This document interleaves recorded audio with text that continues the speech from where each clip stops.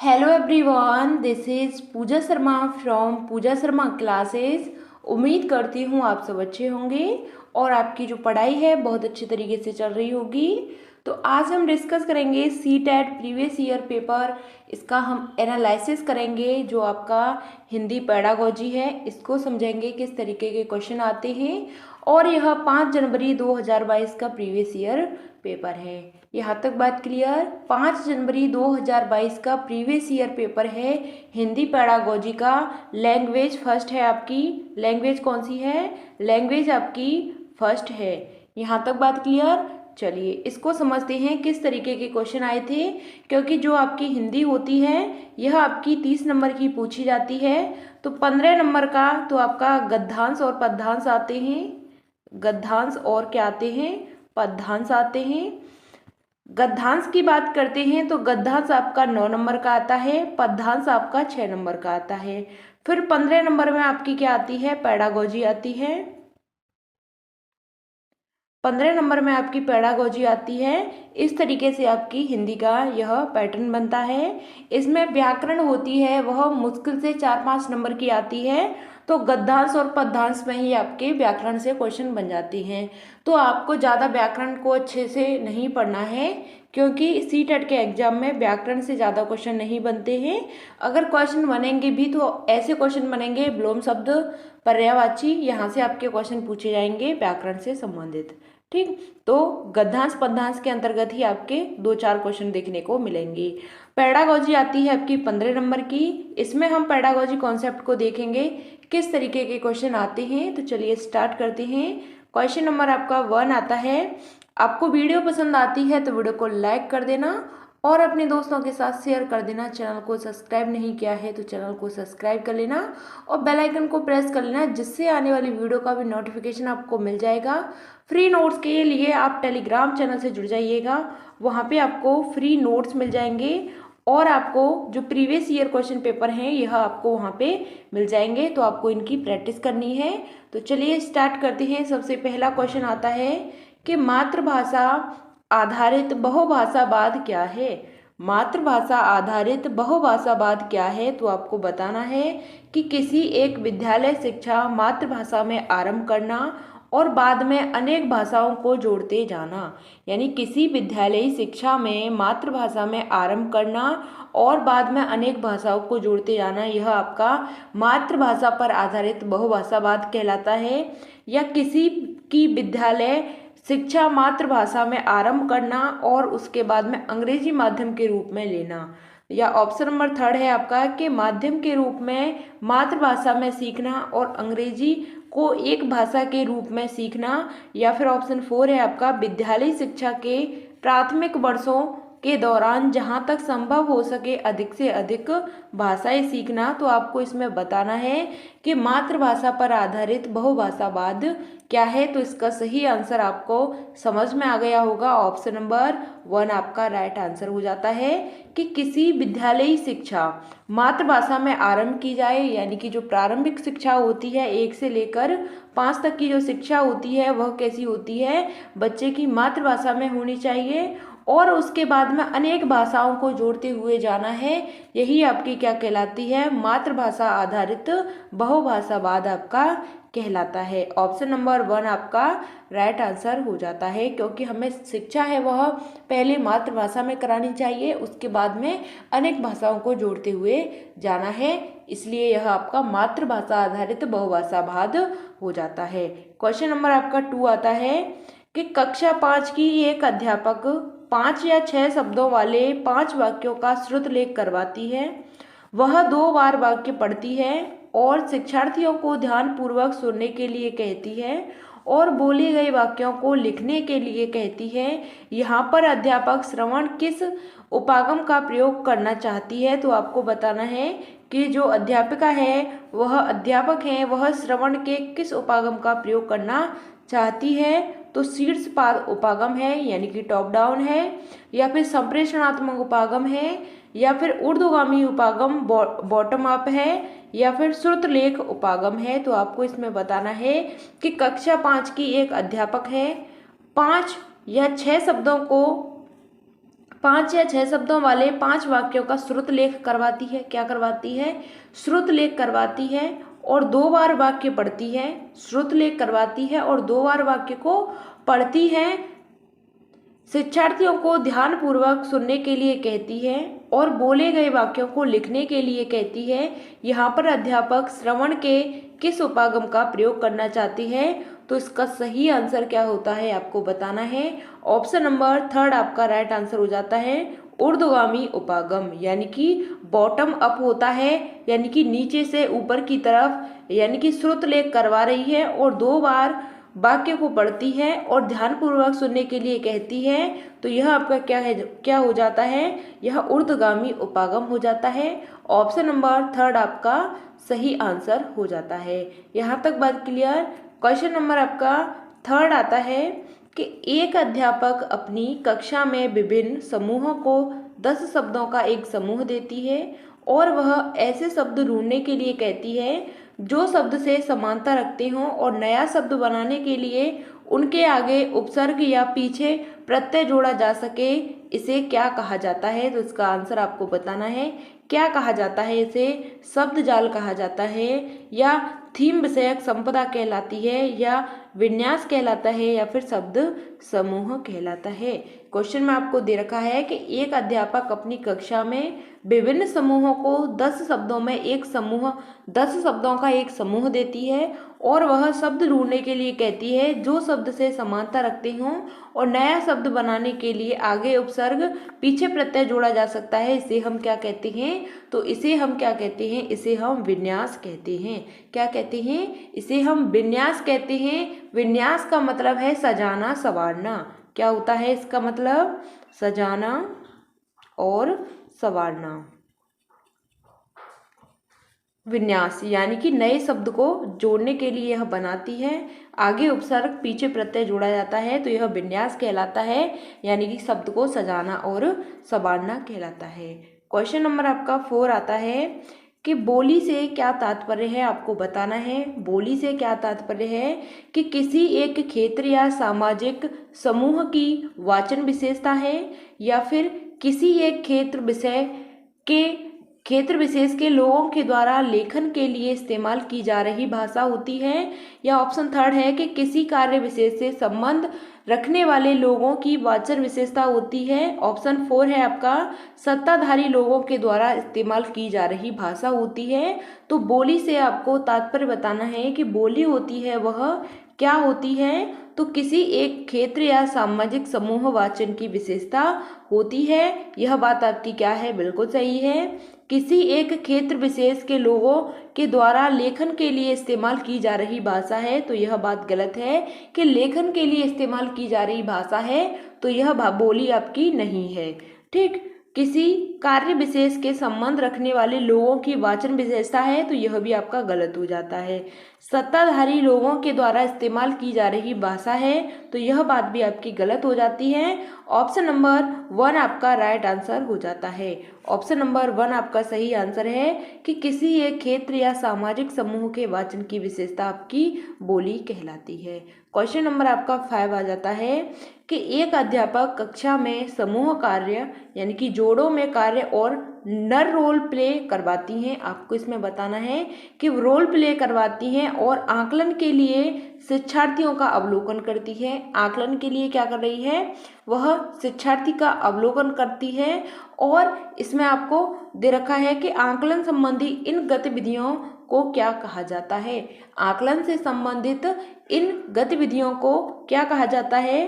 तो कक्षा वाचन आकलन कहलाता है, कक्षा आकलन कहलाता है, या फिर संरचनात्मक आकलन कहलाता है, या संकल्पनात्मक आकलन कहलाता है। तो वह क्या करवा रही है? आकलन कर रही है और उसका अवलोकन भी करवा रही है। किसके माध्यम से? रोल प्ले के माध्यम से। ऑप्शन नंबर इसका सही आंसर आपको बताना है। तो वह क्या कहलाता है? संरचनात्मक आकलन कहलाता है। रोल प्ले करवाती हैं और आकलन के लिए शिक्षार्थियों का अवलोकन करवाती हैं, तो यह आपका क्या हो जाता है? संरचनात्मक आकलन हो जाता है। ऑप्शन नंबर 3 आपका राइट आंसर है। क्वेश्चन नंबर आपका 6 आता है कि एक अध्यापक कक्षा में वस्तुओं के ऊपर वस्तु का नाम शिक्षार्थी की भाषाओं अंग्रेजी तथा शिक्षार्थियों के द्वारा जानी गई अन्य भाषाओं में लिखती है। यहाँ पर अध्यापक क्या करने का प्रयास कर रही है, तो इसमें आपको बताना है कि शिक्षार्थियों को वर्णमाला के अक्षरों से परिचित करवा रही है, यह शिक्षार्थियों में भाषा संबंधी जागरूकता पैदा कर रही है, या फिर शिक्षार्थियों में लिपि संबंधी जागरूकता को समझ विकसित कर रही है, या फिर कक्षा में भाषा समृद्ध परिवेश सृजित कर रही हैं। तो आपको इसमें इसका सही आंसर बताना है कि एक अध्यापक है, कक्षा में वस्तुओं के ऊपर वस्तु का नाम शिक्षार्थी की भाषाओं अंग्रेजी भाषा तथा शिक्षार्थी द्वारा जानी गई अन्य भाषाओं में लिखती हैं। यहाँ पर अध्यापक क्या कराने का प्रयास कर रही है, तो इसका सही आंसर आपको बताना है कि शिक्षार्थी को वर्णमाला के अक्षरों पर परिचित करवा रही है, तो यह बात आपकी गलत हो जाती है। शिक्षार्थी को भाषा संबंधी जागरूकता पैदा कर रही है, तो यह बात भी आपकी गलत हो जाती है। शिक्षार्थियों में लिपि संबंधी जागरूकता की समझ विकसित कर रही है, तो यह बात भी आपकी गलत हो जाती है। कक्षा में भाषा समृद्ध परिवेश सृजित कर रही है, यह बात आपकी बिल्कुल सही होती है कि कक्षा में क्या कर रही है, भाषा समृद्ध परिवेश को सृजित कर रही है। ऑप्शन नंबर 4 आपका राइट आंसर हो जाता है। जहाँ पे आपको भाषा समृद्ध परिवेश दिख जाए वह आपका क्या होता है, पॉजिटिव होता है, यही आपका क्या हो जाता है, राइट आंसर हो जाता है। क्वेश्चन नंबर आपका नेक्स्ट आता है कि भाषांतरण यानी कि ट्रांसलैंग्वेजिंग से क्या तात्पर्य है। आपको बताना है कि भाषा की कक्षा में अनेक भाषाओं का शिक्षण करना, भाषा की कक्षा में अनेक भाषाओं का शिक्षण करना या किसी विषय वस्तु के शिक्षण अधिगम के लिए एक भाषा से दूसरी भाषा का प्रयोग करना, या कक्षा में शिक्षा अधिगम को बोलने के लिए अनेक भाषाओं का इस्तेमाल करना, या ऑप्शन 4 है आपका कि सभी विषय वस्तुओं और साथ ही साथ भाषाओं को एक ही भाषा में पढ़ना। तो इसका आपको सही आंसर बताना है कि भाषांतरण यानी कि ट्रांसलैंग्वेजिंग से क्या तात्पर्य है। आपको इसमें इसका सही आंसर बताना है। तो भाषा की कक्षा में अनेक भाषाओं का शिक्षण करना, यह बात आपकी गलत हो जाती है।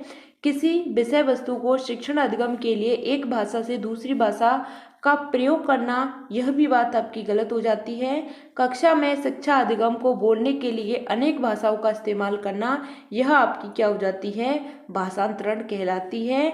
सभी विषय वस्तुओं को एक साथ ही साथ भाषाओं को एक ही भाषा में पढ़ना, यह बात भी आपकी गलत हो जाती है। भाषांतरण का मतलब होता है कि कक्षा में भाषा अधिगम और बोलने के लिए अनेक भाषाओं का इस्तेमाल करना, यह आपका क्या कहलाता है, भाषांतरण कहलाता है, ट्रांसलैंग्वेजिंग कहलाता है। ऑप्शन नंबर 3 आपका राइट आंसर है। क्वेश्चन नंबर आपका 8 आता है कि किसी पाठ्य सामग्री की प्रामाणिकता से क्या तात्पर्य है। आपको बताना है कि किसी पाठ्य सामग्री की प्रामाणिकता से क्या तात्पर्य है कि शिक्षार्थियों के स्तर को ध्यान में रखते हुए पाठ्य पुस्तक के लेखकों द्वारा विकसित सामग्री, या फिर मूलतः किसी एक संदर्भ विशेष से उपजी सामग्री जिसमें भाषा सहज रूप से हो और भाषा में अधिकार रखने वालों के द्वारा विकसित पाठ्य सामग्री, या पाठ्य पुस्तक में लेखकों के द्वारा दूसरी भाषा से अनुवाद। तो आपको इसमें भाषा की जो पाठ्य सामग्री है इसकी प्रामाणिकता से आपको तात्पर्य बताना है। तो इसका सही आंसर क्या हो जाता है कि शिक्षक के स्तर को ध्यान में रखते हुए पाठ्य पुस्तक के लेखकों के द्वारा विकसित सामग्री, तो यह आपका गलत हो जाता है। मूलतः किसी एक संदर्भ विशेष से उपजी सामग्री जिसमें भाषा सहज रूप से प्रयुक्त हो, तो यह आपकी क्या हो जाती है, यह आपका पॉजिटिव आंसर हो जाता है। संदर्भ की बात की गई है, कॉन्टेक्स्ट की बात की गई है, तो यह आपका हमेशा क्या होता है, पॉजिटिव होता है। और जहाँ पे भाषा है वह सहज रूप से प्रयुक्त हो, यह भी आपका पॉजिटिव कहलाता है। तो ऑप्शन नंबर 2 आपका सही आंसर है। अधिकार रखने वाले के द्वारा विकसित पाठ्य सामग्री, यह गलत है। लेखकों के द्वारा दूसरी भाषा से अनुवाद, यह भी आपका गलत है। ऑप्शन नंबर 2 आपका सही आंसर हो जाता है। क्वेश्चन नंबर आपका 9 आता है कि निम्नलिखित में से कौन सा उपागम शिक्षार्थियों को अच्छा लेख लिखने के लिए भिन्न चरणों को समझने का अवसर देगा। तो आपको इसमें इसका सही आंसर बताना है कि वर्णात्मक लेखन है, या लेखन का प्रक्रिया उपागम है, या लेखन का उत्पाद उपागम है, या संस्थानात्मक लेखन है। तो इसका आपको सही आंसर बताना है कि निम्नलिखित में से कौन सा उपागम है। वह शिक्षार्थियों को अच्छा लेख लिखने के भिन्न चरणों को समझने का अवसर देगा। तो इसका सही आंसर होता है लेखन का प्रक्रिया उपागम। क्या होता है? लेखन का प्रक्रिया उपागम। यह आपका राइट आंसर होता है। क्वेश्चन नंबर आपका नेक्स्ट आता है कि व्याकरण सीखने से क्या आशय है। आपको बताना है कि जो व्याकरण है इसके सीखने का क्या आशय होता है। तो व्याकरण के नियम सीखना, या फिर सर्वप्रथम नियम सीखना और बाद में उसका प्रयोग करना, और अर्थ से संदर्भ में प्रयोग करना सीखना, या किसी भी भाषा के लिखित और बोले जाने वाले स्वरूप में गलतियां निकालना। तो व्याकरण सीखने से आशय क्या है, तो आपको इसमें इसका सही आंसर बताना है। तो व्याकरण के नियम सीखना, यह आपका गलत हो जाता है।